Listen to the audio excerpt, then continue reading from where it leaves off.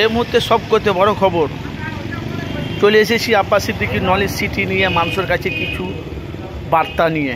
বা আপনারা জানেন ফুরফুরা শরীফের আব্বাস সিদ্দিকী ভাইজান উনি একটা নলেজ সিটি করেছে। আপনারা জানেন 100 বিঘে এরিয়ার মধ্যে কয়েকটা বিল্ডিং, মোটামুটি 3টে বিল্ডিং হয়ে গেছে, আরও সব বিল্ডিং তৈরি হচ্ছে। তো ওইখানে মাশাআল্লাহ প্রথম যখন ওখানে নলেজ সিটি যে প্রথম যখন একটা উদ্বোধন যখন হয়, কিন্তু ওখানে প্রচণ্ড মানুষের সমাগম, ভিড় ছিল আপনারা জানেন। তারপরে ওখানে কিন্তু মেয়েদের মাত্র 20 টাকা ডেলিভারি, 20 টাকাতে চিকিৎসা, 20 টাকাতে ডেলিভারি। তাহলে আপনারা বলেন এই যে কাজটা যে আব্বাস সিদ্দিকী ভাইজান করছে সারা পশ্চিম বাংলার মানুষের জন্য ভালো না ভালো নয় বলেন? আপনারা বলেন গরিব অসহায় মানুষের জন্য ভালো না ভালো নয়? 20 টাকার কোনো মূল্য আছে? অথচ আব্বাস সিদ্দিকী নিজের ট্যাক্স থেকে নিজের পয়সায় দিয়ে কিন্তু অত বড় নলেজ সিটিটা চালাচ্ছে গরিব অসহায় মানুষের জন্য।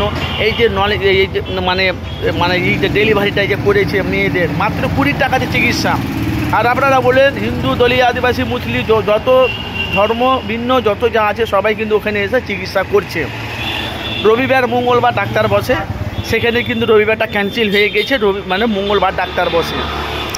এই যে ভালো কাজটা যে করছে আব্বাস সিদ্দিকী ভাইজান, আপনারা জানেন মানুষের জন্য ভালো নয়, কিন্তু কিছু মানুষ দেখছেন, কিছু মানুষ তার সাথে সাথে হিংসা করছে।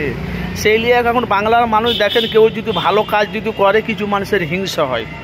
তা আপনারা অবশ্যই আপনারা একটু কমেন্ট বক্সে মতামত জানাবেন। এই যে নলেজ সিটিটা করেছে একমাত্র পীর আবু বকর সিদ্দিকের নামে করেছে যে নলেজ সিটিটা, ওখানে গরিব অসহায় মানুষ ওখানে জ্ঞান অর্জন করবে, তারা বিভিন্ন জায়গাতে তারা ছড়িয়ে যাবে, একটা নাম রোশন হবে কি না?